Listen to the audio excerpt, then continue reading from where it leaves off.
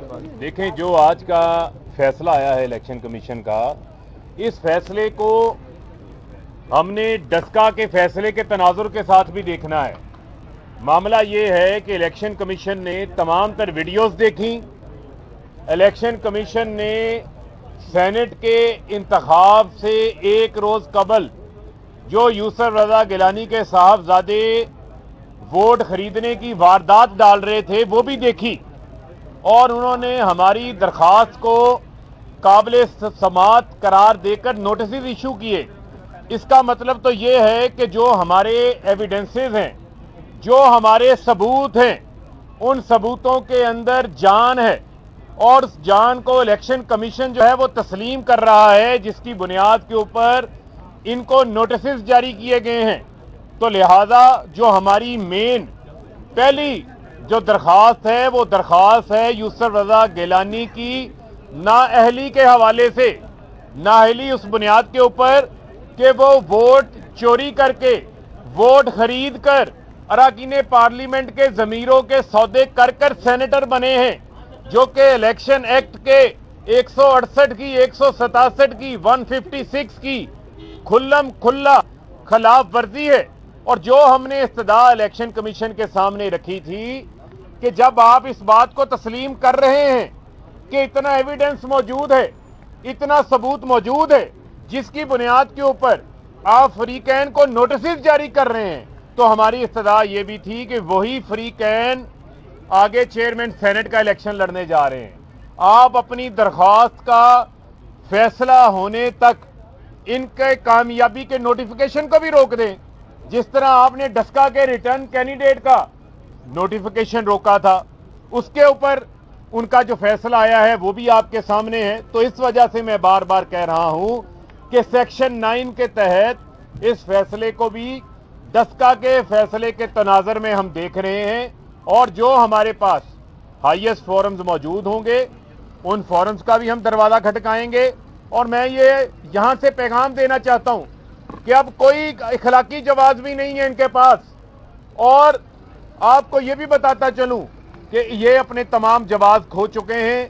इनको फौरी तौर के ऊपर अपने आप को चेयरमैन सेनेट की कैंडिडेचर से विड्रॉ करना चाहिए, वरना कल को अगर इनकी डिस्क्वालिफिकेशन आती है और आज कोई ऐसा अमल हो जाता है जो हमारे ऐवान में एक ऐसा शख्स पहुंच जाए जो वोट चोरी करके आया है, उसका वहां पर एक दिन भी गुजारा हुआ पूरे ऐवान को आलूदा कर देगा। तो लिहाजा मैं समझता हूं कि हम अपने हाईएस्ट फोरम्स के ऑप्शंस को भी देखेंगे, सुप्रीम कोर्ट के ऑप्शन को भी देखेंगे, और हम इनकी नाअहली की जिद्दोजहद तक, जंग तक, नाअहली करवाने तक हम चैन और सुकून से जो है वो नहीं बैठेंगे। फिर आपको बताता चलूं कि हमारी यूसुफ रजा की नाअहली की दरख्वास्त को इलेक्शन कमीशन ने काबिल समात करार दे दिया है। ये हमारी पहली सतह के ऊपर एक पहली जीत है। दूसरा जो हमारा पहलू है, इस्तदा है उनकी कामयाबी का नोटिफिकेशन रुकवाने के हवाले से, उसके ऊपर हम हाईएस्ट फोरम को देखेंगे। चेयरमैन सेनेट का इंतखाब था, वो सेनेटर मुंतखब करने का मामला है, और मैं समझता हूं कि उसके ऊपर जिन जमातों ने कहा था, सुन लेना आप बात समझ लेना, यही तो जंग हम लड़ रहे थे जब हम ओपन एंड ट्रेसेबल बैलेट की बात कर रहे थे, आईनी तरमीम की बात कर रहे थे। हम तो निज़ाम को जड़ से ठीक करने की बात कर रहे थे। आप ये बता दें ना, ये भी पूछ के बता दें कि किसी पार्टी ने आज तक अपनी पार्टी से किसी काउंसलर को भी निकाला? हमने तो 20 MPs को निकाला था। हमारे एविडेंसेस, एक मिनट, हमारे एविडेंसेस जो हैं वो बड़े वाज़ेह हैं। इनकी अपनी कन्फेशनरी स्टेटमेंट्स हैं, यूसुफ रजा गिलानी के साहबजादे की स्टेटमेंट हैं, और उन स्टेटमेंटों के अलावा मरियम नवाज ने जो बात की कि नोट नहीं चला, टिकटें चली हैं मुस्लिम लीग नून की। राजा परवेज अशरफ साहब का वजीर आजम on the assembly of the floor ये कह रहे हैं कि इन्होंने एडवांस पकड़ लिया है, बाबा ये डेस्क उधर बजाएंगे, वोट इधर देंगे। ऐसा तमाशा किस जमहूरियत के अंदर होता है? कौन सा इदारा जो है वो इस चीज की इजाजत देता है? ताली सुन तो लेना। ओ भाई, मैंने सवाल सुन लिया, सुन ली, आ रहे हैं। देखें, बात यह है कि ताली जो है वो दोनों हाथों से बजती है। अगर आपने 16 को निकलवाना है तो आपने खरीदने वालों को भी निकालना है, उसका सवाल भी पूछें। बहुत शुक्रिया। पार्लियामान के ऊपर, ऐवान बाला के ऊपर काला दाग लगने से बचाइए। ایک نااہل سابق وزیر اعظم کو پاکستان کے چیئرمین سینٹ کا الیکشن نہ لڑنے دیجیے. عدالت نے، الیکشن کمیشن آف پاکستان نے ہمارا جو پہلا حصہ تھا پٹیشن کا اس کو قابل سماعت قرار دیا ہے. 22 تاریخ کا نوٹس ہوا ہے اور یوسف رضا گیلانی اس کیس کے فیصلے کے بعد جو ہمیں الیکشن کمیشن آف پاکستان نے سنایا ہے اس کے بعد وہ ساری اخلاقی تقاضے جو ہوتے ہیں ایک ممبران پارلیمنٹ بننے کے وہ ہار چکے ہیں. کیونکہ اگر آپ کے انتخاب کے اوپر ہی ایک سوالیہ نشان کھڑا ہو جائے، آپ کے بیٹے اور آپ کو نوٹس ایشو ہو جائیں اور آپ کو کہا جائے کہ وضاحت پیش کرو آئینی ادارے کو، کیا تم نے اور تمہارے بیٹے نے کرپشن اور کرپٹ پریکٹسز انڈر ٹیک کی تھی؟ کیا عوام کے اعتماد کو چوری کیا تھا؟ ممبران پارلیمنٹ کے ضمیر کے اوپر منڈی لگائی تھی؟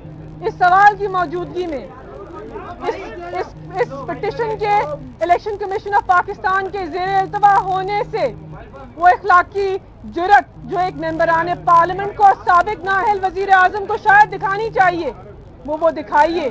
قانون کے تقاضے یہ ہیں کہ آپ ایوان بالا میں چیئرمین سیٹ کے کینڈیڈیٹ نہ بنے.